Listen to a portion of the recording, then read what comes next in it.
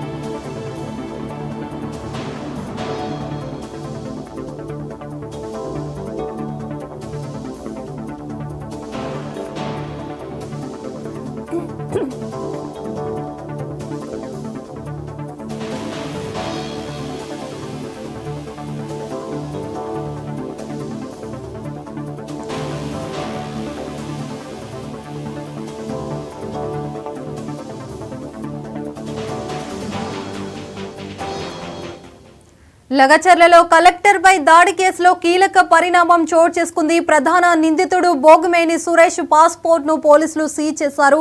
దేశం విడిచి పారిపోకుండా లుక్అవుట్ నోటీసులు జారీ చేశారు. ఇక వారం రోజులుగా తప్పించుకొని తిరుగుతున్న సురేష్ కోసం 4 స్పెషల్ టీమ్స్ తో గాలిస్తున్నారు.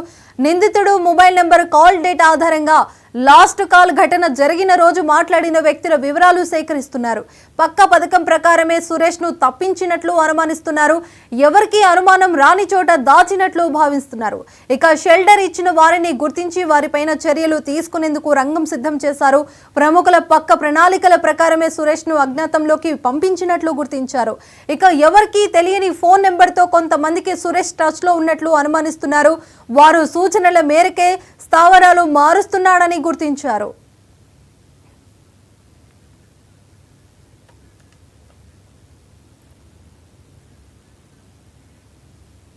ఇక దీనిపైన పూర్తి సమాచారం మా రీజనల్ కోఆర్డినేటర్ నవీన్ అందిస్తారు. నవీన్, చెప్పండి, అసలు రీసెంట్ గా లగచర్లలో కలెక్టర్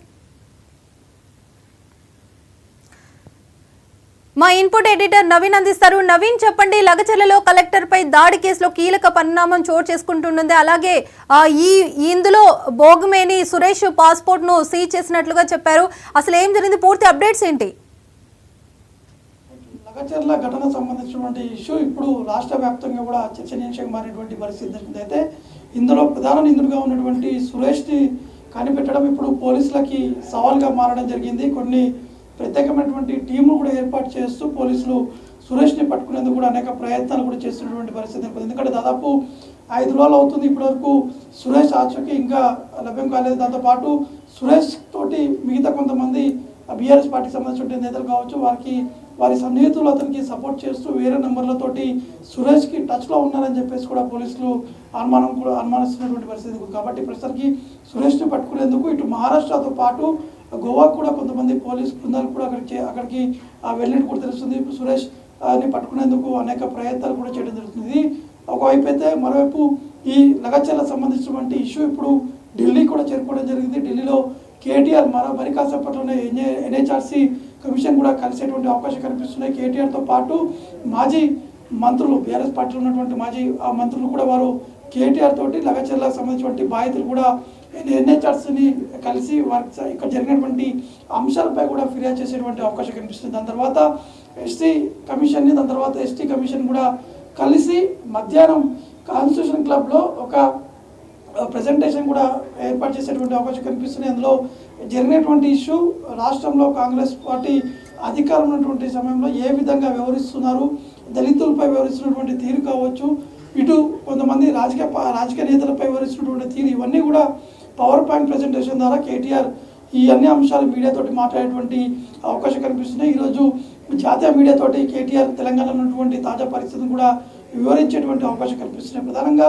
లగచర్లకు సంబంధించినటువంటి ఘటనపైనే ఎక్కువగా ఫోకస్ కూడా చేయడం జరిగింది. బీఆర్ఎస్ పార్టీకి సంబంధించినటువంటి నేతలు, ఎందుకంటే కాంగ్రెస్ నేతలు కావాలని చెప్పి బీఆర్ఎస్ పార్టీ నేతల్ని ఇరికించేటువంటి విధంగా ప్రయత్నాలు చేస్తున్నారు. ఎందుకంటే మొన్న పట్నం నరేందర్ రెడ్డి అరెస్ట్ తర్వాత అతని రిమాండ్ రిపోర్ట్లో కేటీఆర్ పేరు ప్రస్తావించడం, దాంతో పాటు కేటీఆర్ కూడా అరెస్ట్ కాబోతున్నారని చెప్పేసి కూడా వార్తలు కూడా వచ్చినటువంటి నేపథ్యంలో ఇవన్నీ అంశాలు కూడా ఢిల్లీ వేదికగా ఢిల్లీలో ఉన్నటువంటి జాతీయ మీడియాకి కేటీఆర్ వివరించేటువంటి అవకాశం కనిపిస్తుంది. అంటే తన ప్రమేయం కూడా ఏం లేకుండా కూడా కావాలని చెప్పి తన పేరుని కూడా ఆ ఎఫ్ఐఆర్ కాపీలో కూడా పెట్టడం ఇది సరికాదని చెప్పేసి బీఆర్ఎస్ పార్టీ నేతలు కూడా చెప్పడం జరిగింది. ఈ నేపథ్యంలోనే బీఆర్ఎస్ పార్టీకి సంబంధించినటువంటి కీలక నేతలు కూడా ఢిల్లీలో ఈరోజు భేటీ అయ్యేటువంటి అవకాశం కనిపిస్తుంది. దాంతోపాటు లగచర్లకు సంబంధించినటువంటి విషయంలో ఇప్పటికే ఆ లగచర్ల గ్రామంతో పాటు వికారాబాద్ జిల్లాలో ప్రశాంతమైనటువంటి వాతావరణం నెలకొన్నాయి. ఈరోజు ఎస్సీ ఎస్టీ కమిషన్ కూడా అక్కడికి వెళ్ళి అక్కడ ఉన్నటువంటి బాధితులను కూడా అడిగి తెలుసుకునేటువంటి అవకాశం కనిపిస్తున్నాయి.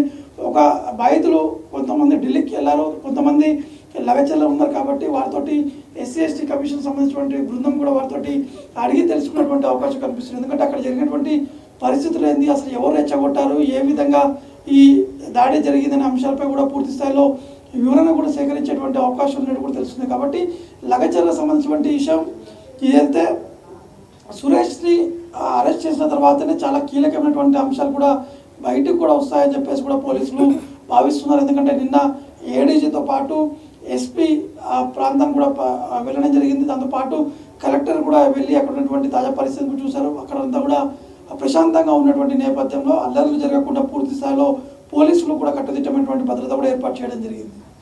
నవీన్, అలాగే దీనిపైన పై ఉన్న అధికారులు ఎలా స్పందిస్తున్నారు, ఏమంటున్నారు, వాళ్ళు ఎలాంటి యాక్షన్ తీసుకోబోతున్నారు?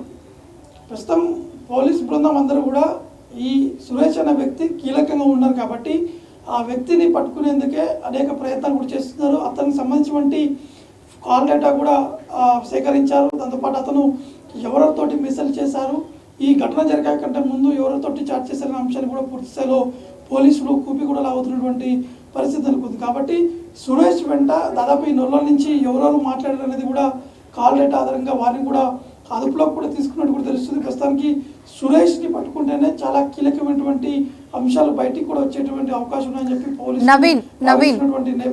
అలాగే సురేష్ వెనకాల తను ఒక్కడే ఉన్నారా, తన వెనకాల ఇంకెంతమంది ఉన్నారు, పూర్తి అప్డేట్స్ ఏంటి? అంటే అదే సురేష్ని అరెస్ట్ చేస్తేనే మిగతా ఎవరైనా ఉన్నారనేది కూడా బయటికి కూడా వచ్చేటువంటి అవకాశం కనిపిస్తుంది. ఎందుకంటే మొన్న కేటీఆర్ కూడా మీడియాతో మాట్లాడుతున్న సందర్భంలో సురేష్ బీఆర్ఎస్ పార్టీకి సంబంధించిన నేతనే అని చెప్పి ఆ అంశాన్ని కూడా ప్రస్తావించడం జరిగింది. దాంతోపాటు బీఆర్ఎస్ పార్టీకి సంబంధించిన నేతలు ఎవరు ఉన్నారో లేదా సురేష్ వెంట అతని సన్నిహితులు ఇంకెవరైనా సపోర్ట్ చేస్తున్నారు. ఎందుకంటే దాదాపు 5 రోజులు గడుస్తుంది కానీ సురేష్ ఇని ఇంకా పోలీసులు పట్టుకోలేదు. అంటే సురేష్కి ఎవరో ఒకరు సపోర్ట్ ఉండడం వల్లనే అతను తప్పించుకుంటున్నారు, ఎక్కడో ఒక సేఫ్ జోన్లో ఉన్నారని చెప్పేసి పోలీసులు కూడా భావిస్తున్నారు. కాబట్టి అంటే దాదాపు 1 నెల ముందు నుంచి సురేష్ మాట్లాడినటువంటి క్లోజ్గా వివరించినటువంటి ఆ వ్యక్తులు ఎవరు, ఎక్కువసార్లు కాల్స్ మాట్లాడినటువంటి ఆ నెంబర్లు ఏంటి అనే విధంగా పోలీసులు కూడా కాల్ డేటా ఆధారంగా సేకరిస్తున్నారు. కాబట్టి చూడాల్సి ఉంటుంది. ఇప్పటికే లుకౌట్ నోటీస్ కూడా పోలీసులు జారీ చేయడం జరిగింది. ఒకవేళ సురేష్ అరెస్ట్ అయితేనే చాలా కీలకమైనటువంటి అంశాలు కూడా బయటకు వచ్చేటువంటి అవకాశం ఉంది. Right, thank you Naveen.